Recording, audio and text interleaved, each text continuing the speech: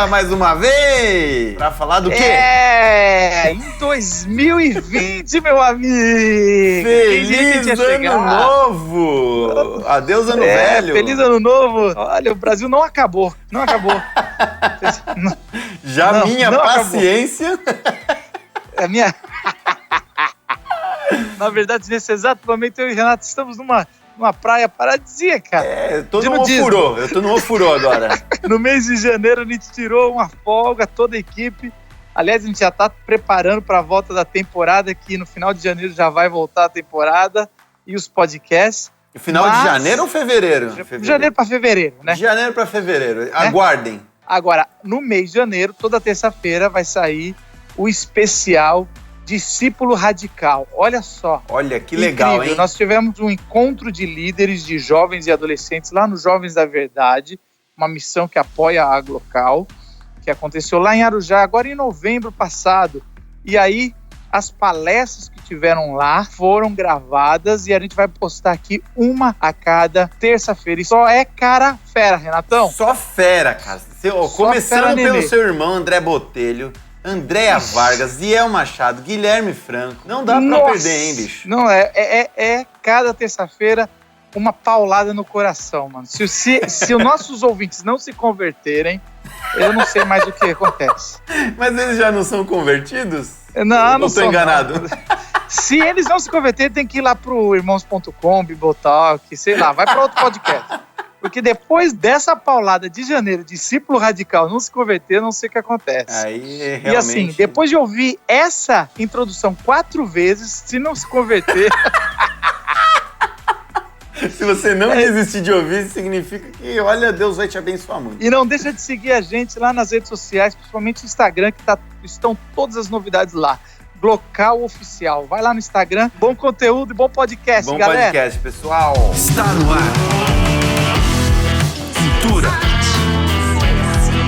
Espiritualidade. Impacto social. Glocal Podcast. É muito importante que a gente saia com alguns desafios muito claros daqui a respeito desse discipulado radical, desse discípulo radical. É muito importante que a gente, de fato, entenda que tipo de discípulo radical nós precisamos nos dias de hoje, na nossa igreja, na Igreja de Cristo. Por isso que essa frase de João Batista, que era talvez resume sua filosofia ministerial, importa que Cristo cresça. Talvez é exatamente isso que resume aquilo que é um discipulado verdadeiramente radical. Um discipulado que, de fato, permita que Cristo cresça na nossa vida, na vida daqueles que nos ouvem, estão sob nossa direção, e é isso que nós queremos buscar juntos. Eu queria partir aqui com vocês desse texto de Colossenses e trazer algumas reflexões para nós nessa manhã. E aqui Paulo vai nos dizer, nos exortar da seguinte forma: portanto, assim como vocês receberam a Cristo, o Senhor, continuem a viver nele, enraizados e edificados nele, firmados na fé, como foram ensinados, transbordando de gratidão. Assim como vocês receberam a Cristo, Jesus, o Senhor, continuem a viver nele, enraizados e edificados nele, firmados na fé, como foram ensinados, transbordando de gratidão. Quero falar um pouquinho sobre ser radical dessa forma, mas antes eu quero pensar com vocês alguma coisa que eu acho que é importante pontuar, já foi falado aqui, a respeito do radical que nós não queremos ser. Porque se existe um radical, um discípulo radical que nós queremos ser e queremos formar, também há um discípulo radical que nós não queremos ser e não queremos formar. E a gente tem que pensar um pouquinho sobre isso. Hoje em dia é muito importante a gente conceituar radical porque são tempos complicados. Quando a gente fala radical, muitas coisas podem vir à nossa mente. E eu não sei se as primeiras coisas que vêm à nossa mente do nosso conceito de radical são boas. O que é um radical? É uma das primeiras coisas que me vem à mente quando a gente chama a palavra radical, por exemplo, o tal radical islâmico. Uma coisa nada boa, né? Representa um perigo para a nossa sociedade, uma parte muito ruim. Então, radical muitas vezes significa para nós um extremista na sua verdade, na sua filosofia de vida, nas suas convicções. Uma outra palavra seria fanatismo. E eu queria chamar a sua atenção para as características que a psicologia dá para alguém que é um fanático. Olha só que curioso. Observe aqui comigo. Quais são algumas características de um fanático por alguma coisa? E nós estamos dentro do campo cristão, religioso. A palavra fanático cabe dentro desse campo de sentido. Mas é bem interessante. Algumas características. Primeiro, agressividade excessiva. Segundo, preconceitos variados. Terceira, estreiteza mental. Pensa só de um jeito, né? Como se tivesse ali um tapume aqui, ele vê um ângulo só. 4, extrema credulidade quanto a um determinado sistema. Ele acredita num sistema e fica ali. 5, ódio. 6, sistema subjetivo de valores. E 7, intenso individualismo. Claro, a gente poderia olhar isso aqui um pouco, argumentar sobre, relativizar algumas coisas aqui, enfim, mas se isso é ser radical, extremista ou fanático, com certeza é alguma coisa que nós não queremos essa descrição de nós mesmos. Há algumas características aqui muito ruins, mas que falam de uma forma de ver o mundo. Esse radical, ele tem uma visão monocromática. Ele só consegue enxergar uma cor, um jeito só de ver. Ele é incapaz de viver e conviver com aquele que é diferente. Incapaz de dialogar com outras ideias. E aqui tem uma coisa que é essa característica da agressividade. E isso parece estar crescendo no nosso tempo. Nos mais diferentes tipos de radicalismos.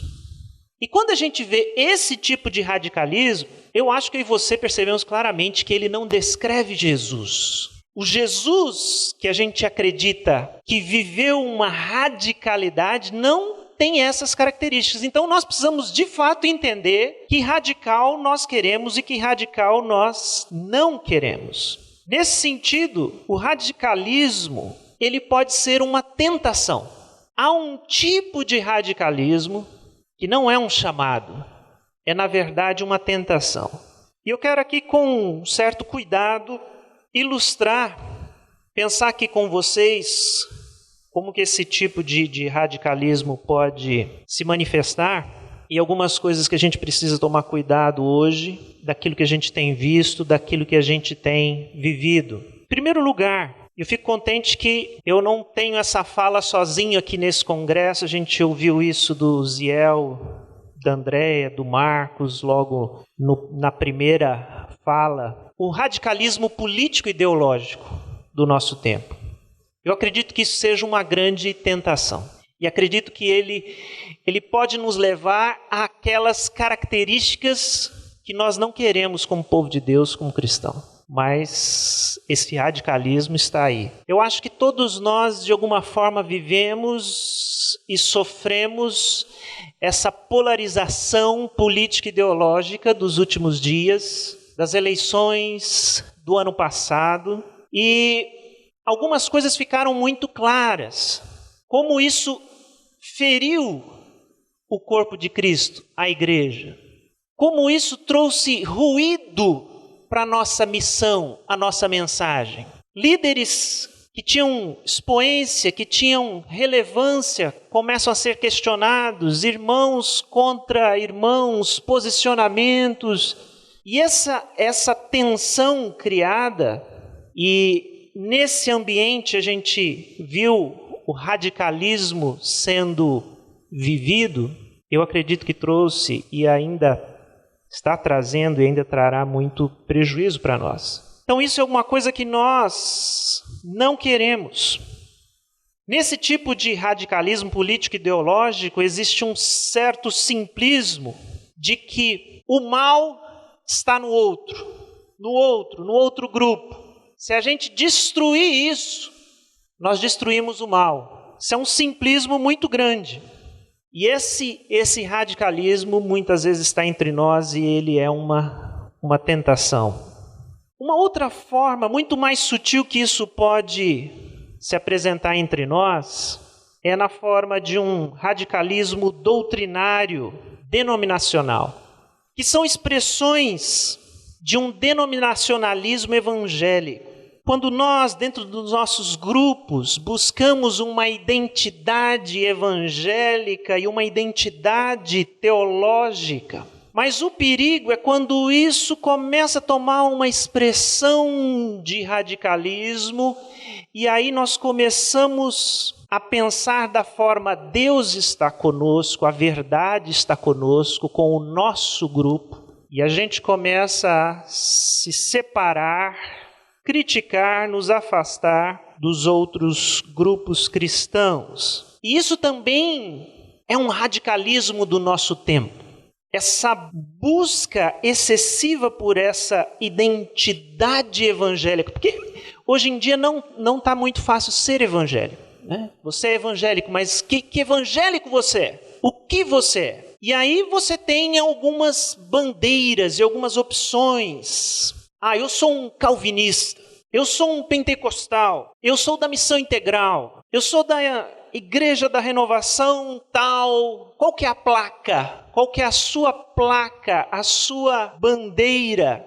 Eu sou da visão apostólica, eu sou da nova visão e tal. Então existe um risco dentro desse radicalismo que é a incapacidade de enxergar para fora do nosso quadrado, a incapacidade do diálogo. E aqui descrevem dois radicalismos que, na minha opinião, não trazem prejuízo à empreitada de discipulado cristão que nós temos, onde isso se vê muito claramente. De um lado desse radicalismo, nós entendemos que o inferno é o outro, e do outro lado, o céu é aqui, nosso grupo, ele detém a salvação e Deus. E aqui eu quero dizer para vocês que, pelo menos, dois grandes problemas desses radicalismos. O primeiro, como nós já vimos, é que eles são extremamente litigiosos, eles são agressivos, eles são segregacionais, eles provocam separação. E para a missão isso é muito prejudicial. Embora ele tenha esse aspecto de identidade, mas ele traz em si um afastamento muito grande. Esse é um grande problema que a gente tem que pensar muito seriamente sobre isso. Mas eu quero pensar com você que existe ainda um outro problema nesse radicalismo que é ainda mais grave. Eu quero que você pense comigo sobre isso, que é a idolatria. Nessa forma de radicalismo, nós temos ali sutilmente inserido uma idolatria. E a idolatria é dar primazia a outro além de Cristo. Tem alguma coisa, alguém, uma filosofia, um sistema que sutilmente passa a ocupar o lugar que deveria ser de Cristo e somente de Cristo. E aí é muito interessante porque dentro do ambiente cristão, seja no discurso político, seja no discurso doutrinário, denominacional, a linguagem é cristã, ela é evangélica. Nós estamos falando de Bíblia, nós estamos falando daquilo que nós conhecemos a respeito de Deus, mas tem alguma coisa que sutilmente vai ocupando um lugar central. E eu ilustro isso com a pergunta: o que é que faz brilhar os teus olhos? quando estamos dentro do nosso grupo, dentro da nossa missão, da nossa visão, o que nos faz brilhar os olhos? O que nos empolga, de fato, no fim das contas? O que é essa visão que nós temos que abre o nosso coração? Estamos encantados, de fato, com a beleza de Cristo, e é isso que nos encanta, é isso que nos preenche, é isso que nos inspira? Ou existe alguma outra coisa que sutilmente começa a ocupar esse espaço que deveria ser apenas de Cristo? Dentro da minha doutrina, dentro da minha identidade denominacional, o meu brasão. Eu faço a pergunta: qual é o brasão que você carrega no peito? Você tem orgulho de mostrar? Pensa isso num sentido de filosofia de vida mesmo. Qual é o brasão que você carrega no peito? Aquela coisa bem torcedor de time de futebol, né? O brasão que você beija com orgulho. Qual é essa camisa que a gente veste com orgulho, esse brasão que a gente quer mostrar, quer carregar no peito? É Cristo ou é alguma outra coisa que representa Cristo? Porque isso é sutil, tá? Como cristão, a gente não vai adotar uma bandeira que não é cristã, mas muitas vezes é alguma coisa que aos poucos, de uma maneira muito sutil, é o que a gente quer vestir, é daquilo que a gente tem orgulho, como identidade, como denominação, como doutrina. E aí nos soa novamente o chamado de João. É importante que Cristo cresça, é necessário que Cristo cresça. E João ainda diz: importa que Cristo cresça e que eu diminua. Mas esse é o caminho, esse é o sentido do discipulado. Esse é o sentido da vida cristã. E olha essa palavra de Paulo aos Gálatas, capítulo 6, versículo 14. Mas longe esteja de mim gloriar-me, senão na cruz do nosso Senhor Jesus Cristo, pela qual o mundo está crucificado para mim e eu para o mundo.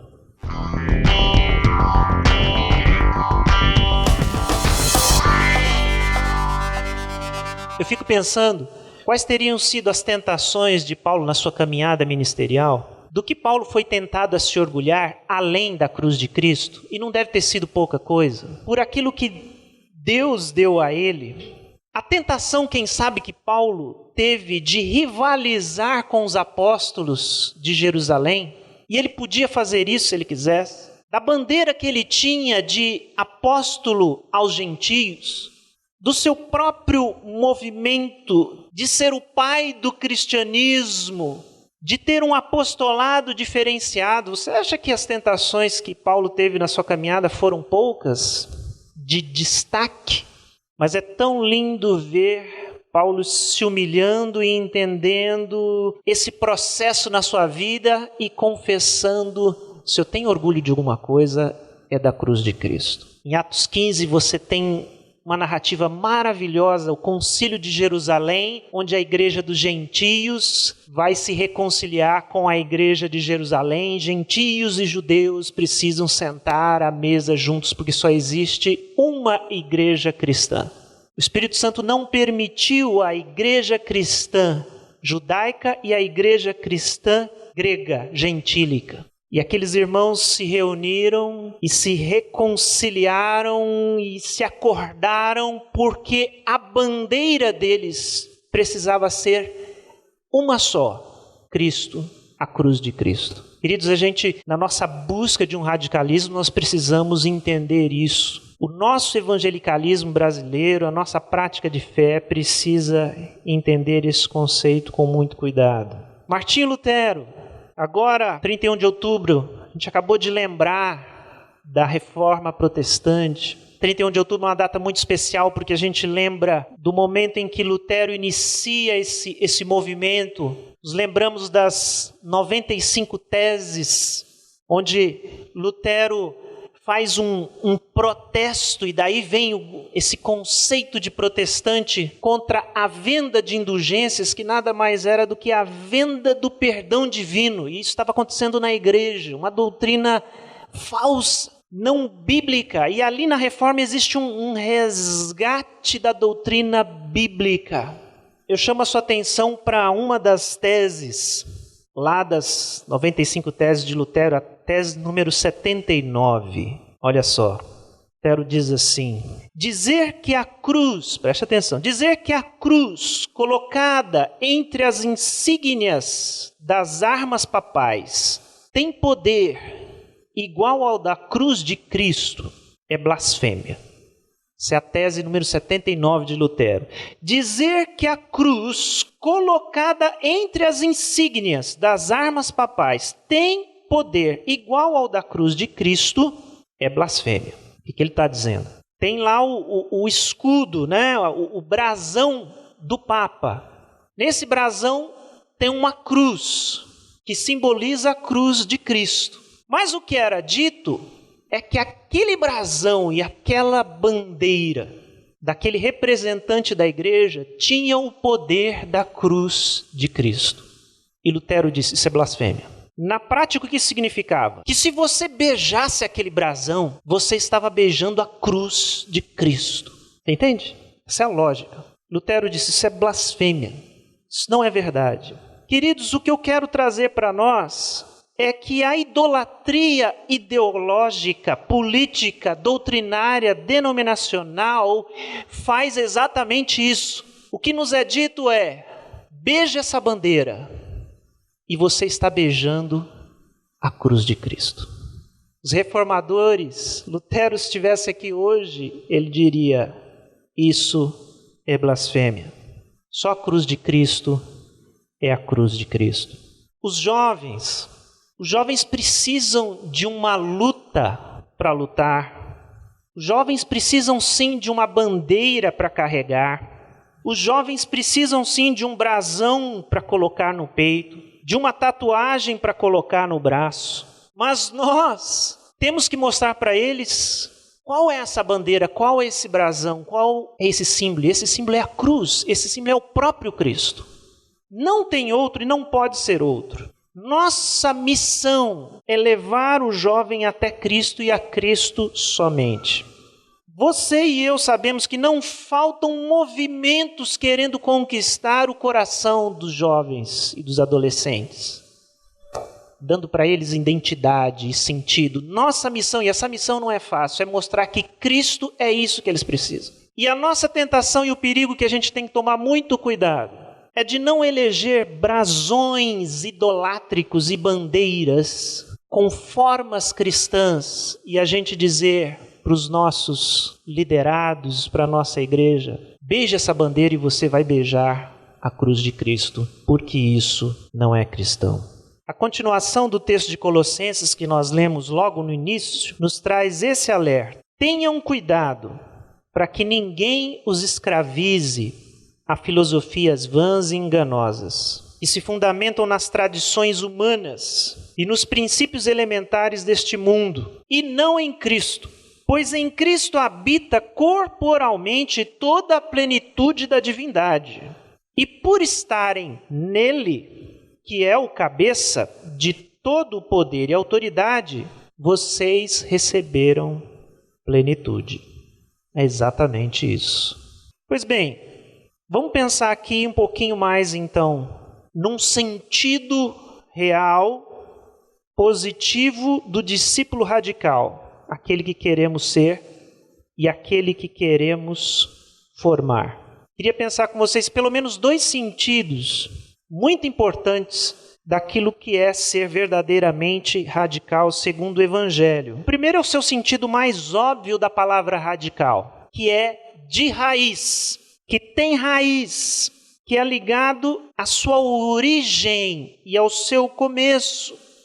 E falando isso de fé, de cristianismo, é estar ligado a Cristo e a doutrina e a igreja dos apóstolos. Colossenses 2, novamente, 6 e 7. Olha só, somos chamados a essa ligação de raiz. Assim como vocês receberam a Cristo o Senhor, continuem a viver nele, enraizados, edificados nele, firmados na fé. Uma coisa muito complicada é que o movimento evangélico tem se descolado das suas raízes. Nós vemos hoje um evangelicalismo que se descolou completamente, por exemplo, do movimento da Reforma. Mal sabe o que é isso.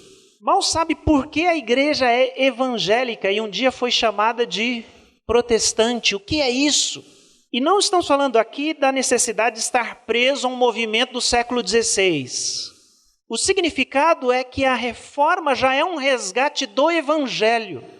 É uma busca, uma tentativa, vamos voltar para o evangelho. O que é que Jesus disse? O que é que Jesus ensinou? O que é que os apóstolos nos ensinaram? Precisamos voltar para o evangelho. Então, ser radical é ter raiz, é voltar para a origem, para a palavra, para o evangelho, para Jesus, para os apóstolos. Nós temos visto um evangelicalismo que tem se distanciado do evangelho.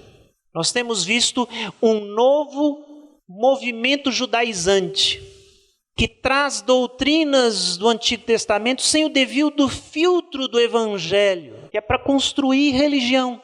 E só um resgate do evangelho e de nossas verdadeiras raízes vai nos afastar desse erro. Então esse é o primeiro ponto. Segundo, quando a gente fala de um discipulado radical, a segunda questão que eu acho que é muito importante é o significado do comprometimento. Comprometimento. E eu coloquei aqui também intensidade. Eu estava em dúvida se eu ia insistir com essa palavra, intensidade, mas eu não consegui tirá-la. Ela tem que ficar aqui, porque eu acredito que esse radical que nós queremos ser passa também por intensidade. E esse comprometimento tem a ver com estar integralmente nesse projeto. Um discípulo radical é um discípulo integral, 100%, inteiro, completamente comprometido. Ele está lá inteiro. Isso é ser radical. Eu quero chamar a sua atenção a uma afirmação de John Stott. E ela é importante. John Stott foi um dos maiores teólogos do nosso tempo. Morreu recentemente. Ele escreveu o seu último livro. E não foi o último livro porque ele morreu depois de um tempo. Foi o último livro mesmo. Ele escreveu e ele disse, eu não vou escrever mais. Ele aposentou. O último livro dele foi O Discípulo Radical. Então tem esse livro, alguns devem conhecer. É um excelente livro que fala dessas características de um discípulo radical, desse homem que serviu a igreja por tantos anos e trouxe tão bem a teologia bíblica, evangélica, nos serviu. Ele foi sim um discípulo radical nesse sentido. E ele tem esse livro com esse título, O Discípulo Radical, e aqui ele faz essa afirmação que nos é muito importante a respeito do comprometimento. Geralmente, evitamos o discipulado radical sendo seletivos. Escolhemos áreas nas quais o compromisso nos convém e ficamos distantes daquelas nas quais nosso envolvimento nos custará muito. Porém, por Jesus ser Senhor, não temos o direito de escolher as áreas nas quais nos submetemos à sua autoridade. Então aqui nós temos algo muito importante. Esse comprometimento significa essa disposição de nos colocar inteiramente à transformação ao senhorio de Jesus Cristo, sem deixar absolutamente nada de fora. E aí eu chamo a sua atenção para um texto bíblico que meio que resume o nosso chamado. Nós temos alguns textos chaves que falam do nosso chamado. A Andréia trabalhou aqui a partir da Grande Comissão, que é um texto chave. Nós temos outros e certamente esse texto é um texto chave do nosso chamamento. E ele fala muito. E aqui a palavra de Jesus diz: ame o Senhor, o seu Deus, de todo o seu coração, de toda a sua alma, de todas as suas forças e de todo o seu entendimento. E ame ao seu próximo como a si mesmo. Vejam como esse chamado, a vida cristã, a fé, a relação com Deus, é um chamado radical. Em que sentido? No seu compromisso. Não dá para fazer isso de uma forma leve, light, parcial. Porque o mandamento não permite, porque ele é explícito. Ame o Senhor, o seu Deus, de que forma? De todo o seu coração, de toda a sua alma, de todas as suas forças, com todo o seu entendimento. Há sim aqui intensidade. E ela é radical, ela é integral, ela é 100%. E aí eu falo de uma outra tentação que nós precisamos tomar cuidado. A tentação da falsa moderação. E alguém falou isso esses dias também. Porque ao lado da proposta de um discipulado radical, nós temos a proposta de um discipulado moderado. A palavra moderação, ela é muito boa, porque ela traz equilíbrio, conceito de equilíbrio, de sobriedade, de não ser extremista, de não ser fanático. Mas aí você e eu perguntamos, o que é ser um cristão moderado? O que é, afinal de contas, ser um cristão moderado? Cristão equilibrado. E é perigoso responder isso. Porque o que isso significa? É aquele que se dedica, mas não se dedica demais, com moderação. Ele tem fé, mas sem exagero. Ele ama a Deus, mas sem ser fanático. A gente tem que tomar muito cuidado com essa moderação. O que é que significa isso? Porque essa moderação pode ser uma outra roupagem para a mediocridade, no seu sentido médio mesmo da coisa. Um discipulado e uma relação com Cristo que não tem intensidade e que não tem comprometimento integral. E uma coisa é certa, o mundo vai sempre dizer que a gente precisa ser um religioso moderado. Tem a sua fé, mas com moderação. Mas o mundo não consegue entender esse chamado que nós temos, que é esse chamado de amar a Deus 100%. E nesse sentido não cabe moderação. Agora, só para a gente entender qual que é o lugar da moderação, nós temos um chamado à moderação, sim. Mas qual é esse chamado? A moderação no falar, a moderação no beber, no comer, a moderação no consumir, a moderação no ter, a moderação no trabalhar, a moderação no descansar. Nós temos muitos, dentro da nossa filosofia de vida, muitos chamados à moderação. Mas não ao amar, ao crer, ao buscar a justiça, a sermos íntegros. E eu queria trazer para nós aqui um exemplo, e a gente já vai concluir. Martin Luther King, carta da prisão em Birmingham. Não sei quantos conhecem essa carta, mas é um tratado de missão, uma carta maravilhosa. Martin Luther King está preso por ter participado de uma passeata contra a segregação nessa cidade dos Estados Unidos, Birmingham. E ali preso ele resolve escrever algumas cartas aos seus críticos, né? O que um pastor está fazendo, passeata lá na cidade onde não é dele? E aqui, nesse pequeno trecho que eu trouxe para vocês aqui, Martin Luther King está respondendo àqueles que o chamaram de extremista. Você é um extremista? Você é um radical? E aí ele responde dessa forma.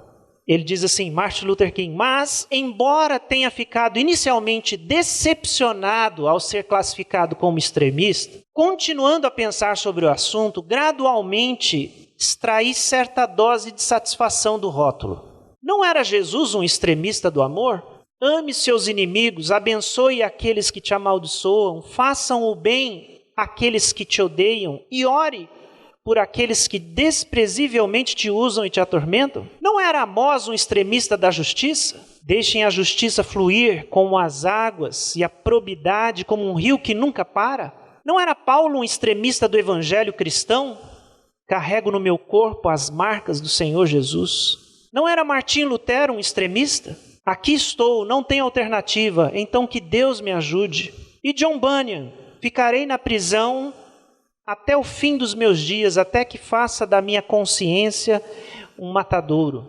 E Abraham Lincoln, esse país não pode sobreviver metade escravo e metade livre. E Thomas Jefferson, temos essas verdades como autoevidentes de que todos os homens nascem iguais.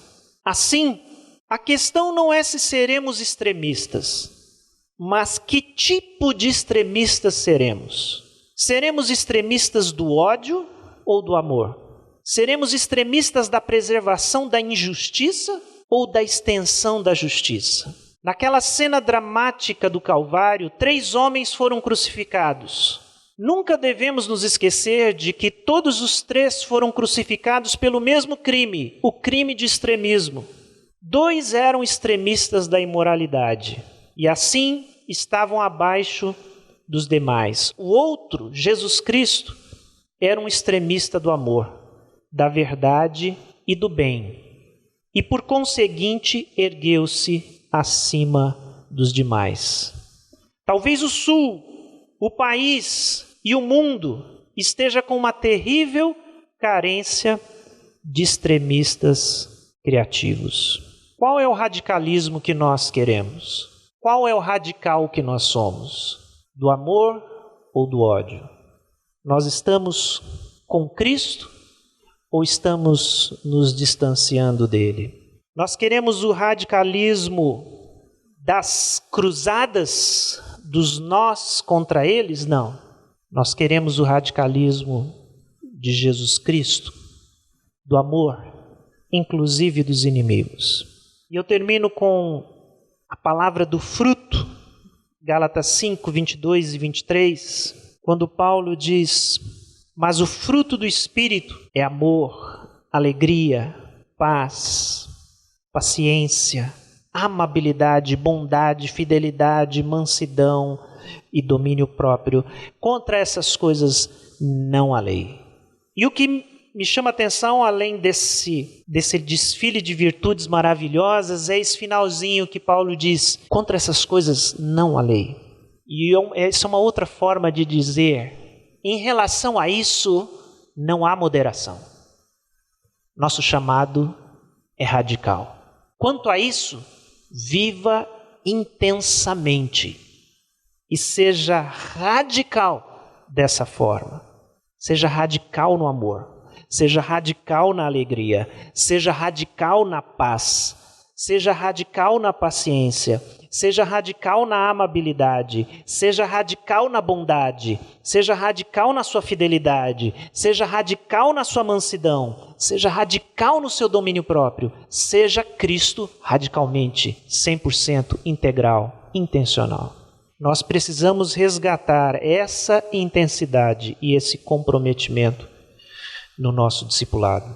Esse é o chamado radical que nós temos.